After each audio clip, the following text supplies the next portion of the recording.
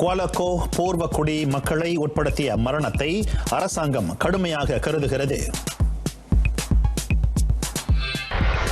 சட்டவிரோத நெகிழி இறக்குமதி சுங்கத்துறை துறைமுகங்களில் சோதனையை கடுமையாக்கியுள்ளது.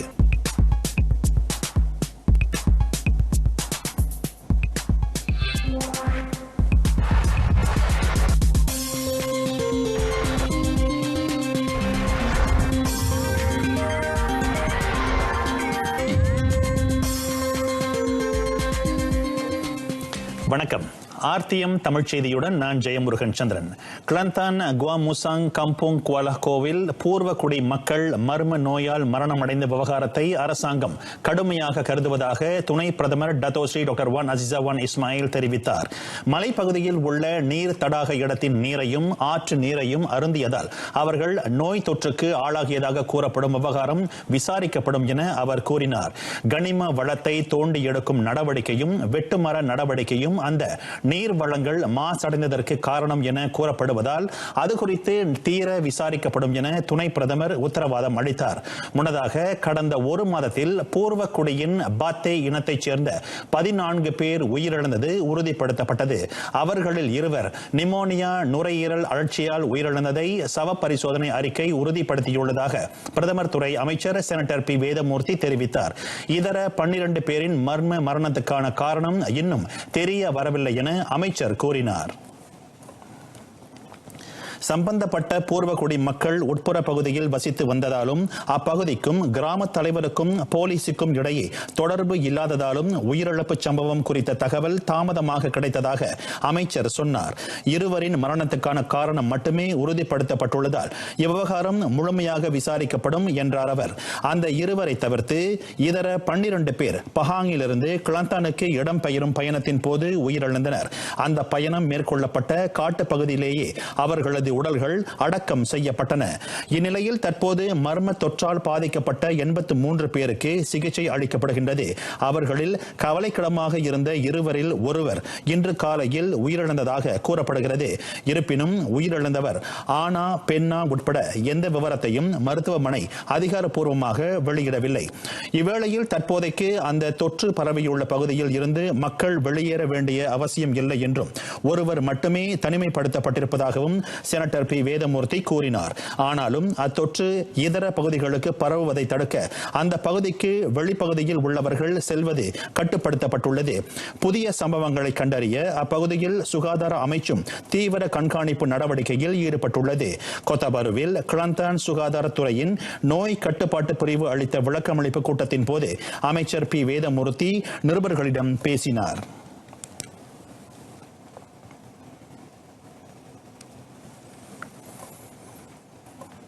இதனிடையே குவாலகோவில் வசிக்கும் பூர்வக்குடியினர் அப்பகுதிக்கு வெளியே வசிப்பவர்களுடனான நேரடி தொடர்பை கட்டுப்படுத்த அம்மாநில சுகாதாரத்துறை முடிவு செய்துள்ளது. நுரையீரல் நோய் மூச்சு காற்றால் பரவக்கூடியது என்பதால் அந்த கட்டுப்பாடு விதிக்கப்பட்டிருப்பதாக கிளந்தான் சுகாதாரத்துறை இயக்குநர் டாக்டர் ஜைனி ஹுசைன் தெரிவித்தார். குவாலகோ பூர்வக்குடியினருக்கு உதவிகள் செய்ய விளைவோர் பூர்வக்குடியினர் மேம்பாட்டுத் துறையை நாடும்படி வலியுறுத்தப்படுகிறது. மக்களின் பாதுகாப்பை உறுதி செய்ய இந்த எச்சரிக்கை நடவடிக்கை எடுக்கப்பட்டுள்ளது. இதனால் அக்கிராம மக்கள் ஒதுக்கி வைக்கப்படுவதாக அர்த்தமில்லை. மாறாக அவர்களின் உடல் நல மேம்பாடு குறித்து 2 நாட்களுக்கு ஒருமுறை தமது தரப்பு கண்காணிப்பை மேற்கொள்ளும் என அவர் சொன்னார். அந்த கண்காணிப்பு நடவடிக்கைக்கு ஏதுவாக குவாமுசாங் விஸ்மா கூட்டரசில் மருத்துவர்கள் தாதிகளை உட்படுத்திய நடவடிக்கை அறை ஒன்று திறக்கப்பட்டுள்ளது. அக்கிராமத்தில் நுரையீரல் நோயால் பாதிக்கப்பட்டவர்கள் குறித்த விவரங்களை பெற மாவட்ட சுகாதார அலுவலக பணியாளர்களுக்கு பணிக்கப்பட்டது. அதன் தொடர்பில் இருமல் காய்ச்சலால் பாதிக்கப்பட்டவர்கள் என 24 சம்பவங்கள் கண்டறியப்பட்டுள்ளன. பாதிக்கப்பட்டவர்கள் அனைவரும் சிகிச்சைக்காக சிக்கு 3 சுகாதார கிளினிக்கில் சேர்க்கப்பட்டுள்ளனர்.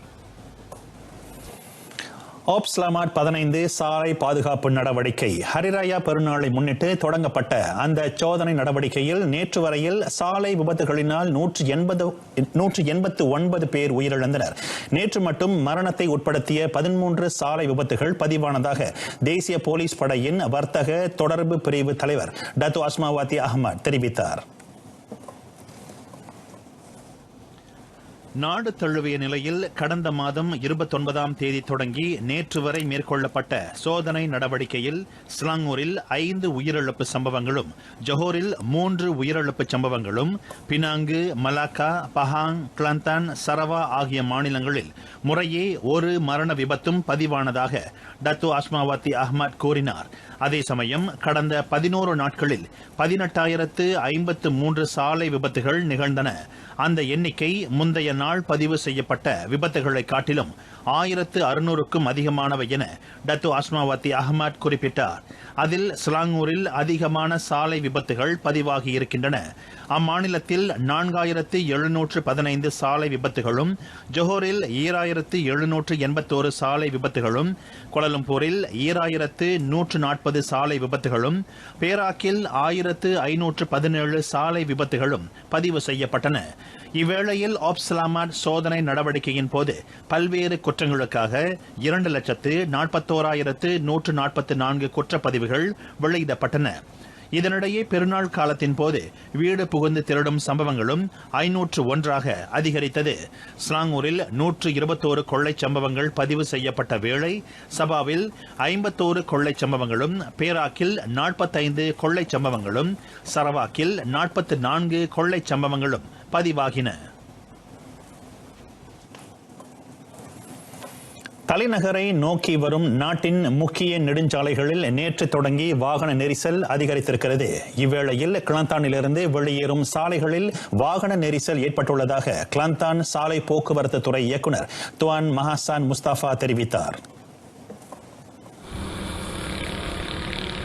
Kita masih memantau meronda semua jalan-jalan dengan seramai 300 anggota CPJ terlibat dalam rondaan di seluruh negeri dan sepanjang tempoh Ops Selamat Hari Raya ni yang akan berakhir pada 13 Jun.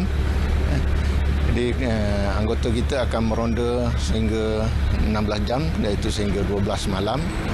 Semua jalan-jalan ini di bawah pemantauan kita lah. Hari ராயா பெருநாளை முன்னிட்டு மே 29ஆம் தேதி தொடங்கி நேற்று வரை நடத்தப்பட்ட சாலை சோதனை நடவடிக்கையில் கிளந்தான் மாநிலத்தில் மட்டும் சுமார் 1,192 சாலை குற்றங்கள் பதிவாகின. அக்குற்றங்களுக்காக 924 குற்றப்பதிவுகள் வெளியிடப்பட்டன. வாகன உரிமம் இல்லாதது, வாகன ஓட்டும் உரிமம் காலாவதியானது, அதிகமான எடை கொண்டு லாரிகளை ஓட்டியது போன்ற குற்றங்கள் பதிவாகின. அமலாக்க தரப்பினரிடமிருந்து பல்வேறான நடவடிக்கைகளை சந்திப்பதால் மன உளைச்சலுக்கு ஆளாகிய பன்தோங் ட்ரக் லோரி ஓட்டுநர்கள் சங்கம் போக்குவரத்து அமைச்சுக்கு மனு ஒன்றை அனுப்ப திட்டமிட்டுள்ளது. ஓட்டுநர்களின் வருமானம் பாதிப்படையாமல் இருக்க அச்சங்கத்தின் 300 உறுப்பினர்கள் அமைச்சுடன் பேச்சுவார்த்தை நடத்த வாய்ப்பு கிடைக்கும் என அச்சங்கம் நம்பிக்கை தெரிவித்துள்ளது.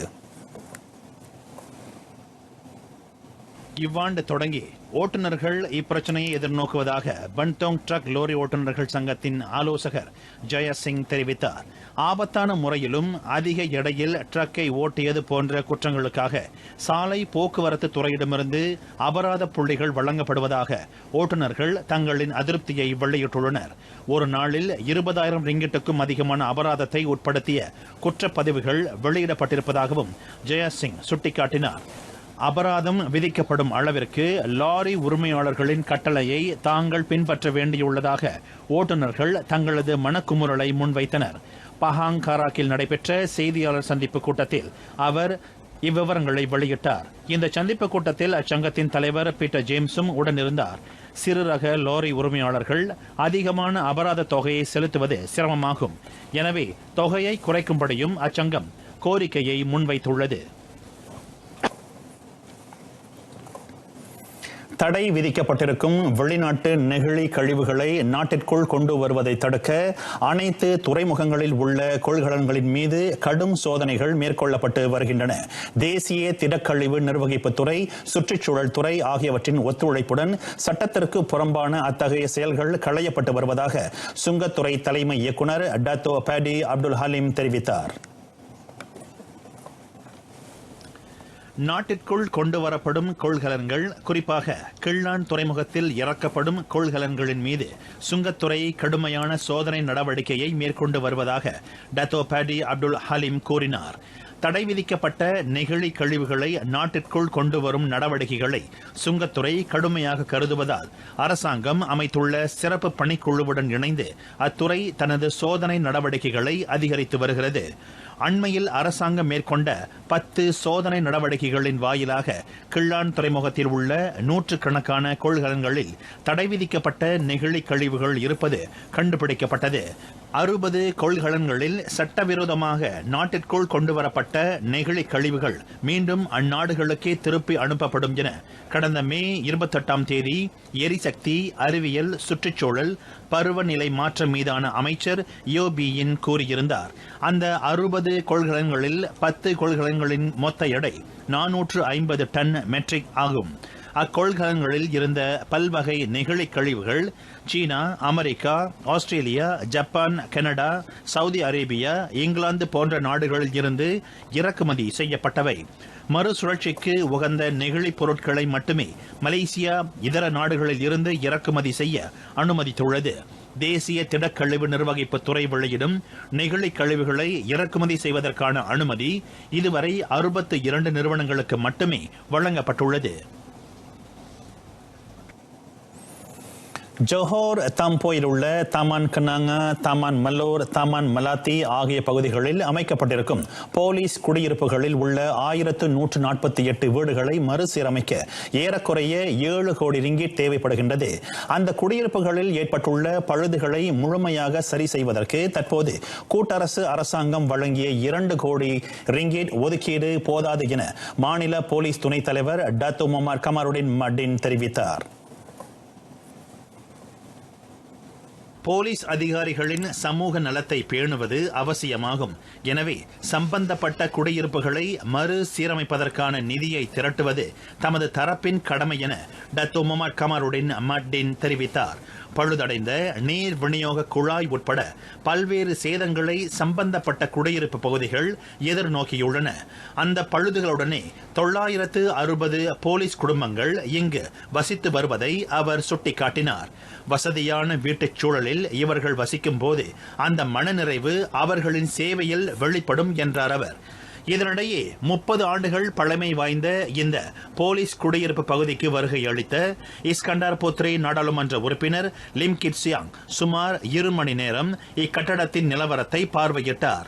அதனுடன் மறுசீரமைப்பு நடவடிக்கைகளுக்காக 10 லட்சம் ரிங்கிட்டையும் லிம் கிட்சியாங் வழங்கினார். சமையல்காரரை கடத்திய சம்பவம் தொடர்பில் சிரியாவைச் சேர்ந்த 2 ஆடவர்களும் உள்ளூர் பெண் ஒருவரும் கைது செய்யப்பட்டனர். சிரியா நாட்டைச் சேர்ந்த சமையல்காரரை கடத்தி அவரிடமிருந்து 1 லட்சம் ரிங்கிட் பிணைப்பணத்தை கேட்டு அவர்கள் மிரட்டியுள்ளனர். இம்மாதம் 6ஆம் தேதி இந்த கடத்தல் சம்பவம் குறித்த புகார் செய்யப்பட்டதாக புக்கிட் அமான் குற்றப்புலனாய்வுத் துறையின் இயக்குநர் டத்தோ ஸ்ரீ வான் அஹ்மத் நஜ்முடின் முகமது கூறியிருந்தார். பத்து ஃபரிங்கியில் கடத்துவதற்கு பயன்படுத்திய வாகனத்தை பினாங்கு குற்றப்புலனாய்வுத் துறை அதிகாரிகள் கண்டுபிடித்ததன் வழி கடத்தல்காரர்களை கைது செய்ய முடிந்தது. கைது செய்யப்பட்ட மூவரும் 1 வாரத்திற்கு தடுப்பு காவலில் வைக்கப்பட்டுள்ளனர். இதனிடையே மற்றொரு விவகாரத்தில் கேளிக்கை மையங்கள் குறிப்பிட்ட நேரம் வரை மட்டுமே திறந்திருக்க வேண்டுமென பினாங்கு மாநில போலீஸ் தலைவர் டத்தோ தி நாரணசேகரன் எச்சரித்திருக்கிறார். சுலியா சாலையில் உள்நாட்டினருக்கும் வெளிநாட்டினருக்கும் இடையே நிகழ்ந்த கைகலப்பு குறித்த காணொளி சமூக வலைதளங்களில் அதிகமாக பகிரப்பட்டதை அடுத்து டத்தோ தி நாரணசேகரன் அந்த எச்சரிக்கையை விடுத்திருக்கிறார். அஸ்ஸோன் சபா கிழக்கு கரை பாதுகாப்பு பகுதியில் உள்ள 7 நீரிணை மாவட்டங்களில் விதிக்கப்பட்ட ஊரடங்கு உத்தரவு இம்மாதம் 25ஆம் தேதி வரை நீட்டிக்கப்பட்டுள்ளது. தாவாவ், சம்பூர்ணா, குனா, லஹா டத்து, கினபத்தங்கன், பலூரான் ஆகிய பகுதிகளில் மாலை மணி 6 முதல் அதிகாலை மணி 6 வரை ஊரடங்கு அமலில் இருக்கும் என சபா மாநில போலீஸ் ஆணையர் டத்தோ ஒமார் மாமா ஒரு அறிக்கையின் வாயிலாக தெரிவித்தார். ஆஸ்ஸோன் பகுதியில் அமைந்துள்ள சுற்றுலா தீவுகளுக்கு வரும் சுற்றுப்பயணிகள், ஆய்வாளர்கள் ஆகியோரின் பாதுகாப்பு கருதியும் தீவிரவாதிகளின் ஊடுருவலை தடுக்கவும் இந்த ஊரடங்கு அமல்படுத்தப்பட்டுள்ளது. நிர்ணயிக்கப்பட்ட காலவரையின் போது பொதுமக்கள் வீட்டினுள் இருக்க வேண்டும். வெள்ளையாட்கள் சம்பந்தப்பட்ட பகுதிகளில் உட்பிரவேசிக்க கூடாது எனவும் எச்சரிக்கை விடுக்கப்பட்டுள்ளது. ஆஸ்ஸோன் பகுதியில் வாழும் மக்களின் பாதுகாப்பும் கருத்தில் கொள்ளப்பட்டுள்ளது. இந்த ஊரடங்கு சமயத்தில் பாதுகாப்பு குழுவினர் ரோந்து நடவடிக்கையில் ஈடுபடவும் படகுகளை கண்காணிக்கவும் சுலபமாக இருக்கும்.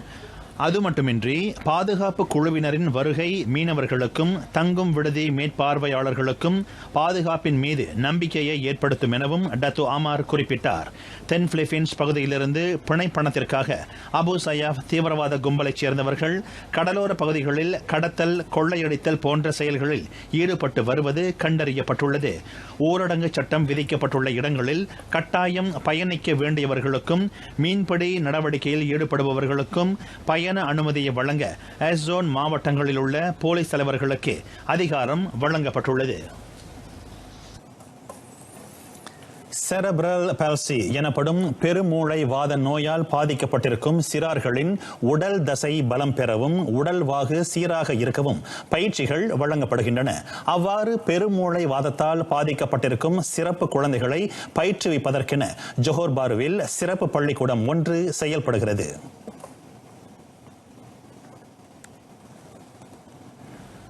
இப்பள்ளியில் பயிலும் சுமார் 115 மாணவர்கள் வார பயிற்சி அடிப்படையில் பயிற்றுநர்களின் துணையோடு உடற்பயிற்சியை மேற்கொள்கின்றனர்.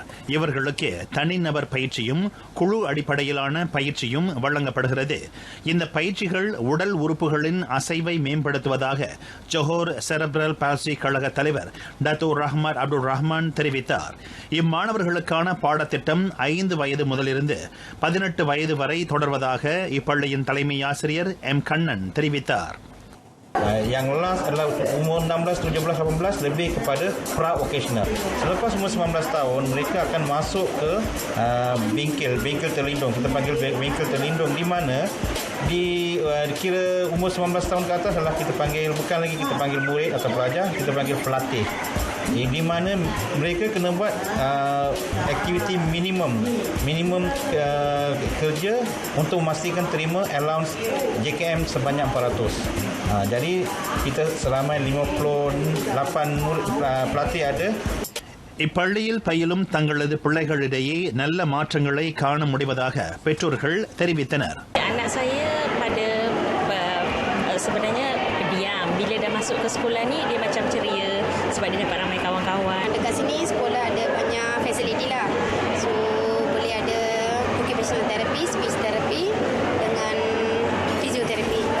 1967ஆம் ஆண்டு இப்பள்ளி தொடங்கப்பட்டது முதல் இதுவரை பெருமூளை வாத நோயால் பாதிக்கப்பட்ட 900 பேர் தங்களை பதிந்து கொண்டுள்ளனர். கிளந்தன் கோத்தாபாருவில் சந்தை, கடை பகுதிகளில் சுற்றித் திரியும் பூனைகளுக்கு உணவளிக்கின்றனர் தன்னார்வலர்கள். அவர்கள் ஒவ்வொரு புதன்கிழமையும் 50 கிலோகிராம் உணவை பூனைகளுக்கு பகிர்ந்தளிக்கின்றனர். வர்த்தகர் மொஹமட் சைஃபுல்லா ஒமாரின் மனைவி சித்தி ஃபத்திமா மொஹமட் காமில் பூனைகளுக்கு உணவு கொடுக்கும் மனிதாபிமான உதவி குறித்த தகவலை ஃபேஸ்புக்கில் பதிவேற்றம் செய்தார். அதற்கு பிறகு அத்தம்பதியோரோடு சேர்ந்து சுமார் 30 தன்னார்வலர்கள் ஒவ்வொரு புதன்கிழமை இரவு மணி 8 நள்ளிரவு வரை பூனைகளுக்கு உணவு கொடுக்கின்றனர். அதோடு தோல் வியாதி உட்பட நோய்களால் பாதிக்கப்பட்ட பூனைகளுக்கும் வேண்டிய மருத்துவ உதவிகளையும் அவர்கள் செய்கின்றனர். வயதான பூனைகளையும் பெண் பூனைகளையும் உரிமையாளர்கள் கைவிடுவது உண்டு. அவ்வாறு கைவிடப்படும் பூனைகளில் சில கண் பார்வையை இழந்திருக்கும், சில உடல் ஊனமுற்றிருக்கும். கடந்த ஏப்ரலில் இருந்து இந்த மனிதநேய பணியை ஆற்றி வரும் இந்த தன்னார்வலர்கள் இச்சமூக பணி தங்களுக்கு மிகுந்த மன நிறைவை அளிப்பதாக கூறினர். மேலும் அதிகமானோர் இது போன்ற பணிகளில் ஈடுபட வேண்டும் எனவும் அவர்கள் வலியுறுத்தினர். கடந்த 2008ஆம் ஆண்டிலிருந்து SIC செப்பாங் அனைத்துலக வாகன பந்தய தளத்தின் தலைமை செயல்முறை அதிகாரியாக பொறுப்பு வகித்த டத்தோ ரஸ்லான் ரசாலி தற்போது தேசிய MotoGP குழுவின் தலைவராகவும் நியமிக்கப்பட்டிருக்கிறார். PSR பெட்ரோனாஸ் ஸ்பிரிண்டர் ரேசிங் தேசிய குழுவிற்கு தலைவராக பொறுப்பேற்றுள்ள அவர் வரலாற்றில் அப்பதவியை ஏற்ற முதல் மலேசியர் எனும் பெருமையையும் பெறுகிறார். மோட்டோ ஜிபி குழுவின் தலைவராக தேர்வு செய்யப்பட்டதை பெரிய அங்கீகாரமாக கருதுவதாக டத்தோ ரஸ்லான் ரசாலி தெரிவித்தார். தேசிய மோட்டோ ஜிபி குழுவை நிர்மாணிப்பது என்பது மிக எளிதான ஒன்றல்ல. கால்பந்து குழுவின் நிர்வாகி போன்ற மோட்டோ ஜிபி குழுவின் தலைவரும் பல விவகாரங்களுக்கு முக்கியத்துவம் வழங்க வேண்டும் என்றார் அவர். நிர்வாகத்தின் குறிக்கோளையும் அதன் அனைத்து திட்டங்களுக்கு ஏற்பவும் PSR குழுவின் 48 ஊழியர்களும் செயல்படுவதை உறுதி செய்வது தலைவரின் கடமை என அவர் குறிப்பிட்டார். குறிப்பாக பந்தயக்காரர்கள் எப்போதும் சிறந்த அடைவு நிலையை பதிவு செய்வதை உறுதி செய்வது மிகவும் அவசியம் என டத்தோ ரஸ்லான் ரசாலி சொன்னார். தற்சமயம் ஒரே நேரத்தில் SIC பந்தய தளத்தின் தலைமை செயல்முறை அதிகாரியாகவும் தலைவராகவும் அவர் பதவி வகிக்கின்றார். இதனிடையே PSR குழுவை பிரதிநிதித்து மோட்டோ2 பந்தயத்தில் காயமடைந்த கைரோல் இடஹாம் பாவிக்கு பதிலாக மெத்தியா பேஸ்னி களமிறங்கியுள்ள வேளை மோட்டோ3 பந்தயத்தில் அயுமோ சசாக்கியும் ஜான் மேக்பியும், மோட்டோ ஜிபி பந்தயத்தில் பிரான்கோ மொபேடெலியும் ஃபாபியோ குவார்டாரோவும் களமிறங்க உள்ளனர் என்பது குறிப்பிடத்தக்கது. குறளும் விளக்கமும். குறள் 69. ஈன்ற பொழுதின் பெரிதுவக்கும் தன் மகனை சான்றோன் என கேட்ட தாய். தன் மகனை நட்பண்பு நிறைந்தவன் என பிறர் சொல்ல கேள்வியுற்ற தாய் தான் அவனை பெற்ற காலத்தில் உற்ற மகிழ்ச்சியை விட பெரிதும் மகிழ்வாள் என்கிறார் திருவள்ளுவர். இத்துடன் இன்றைய நமது செய்தி அறிக்கை நிறைவடைகிறது. விடைபெறுகிறேன். வணக்கம். சயாங்கி மலேசியாக்கு.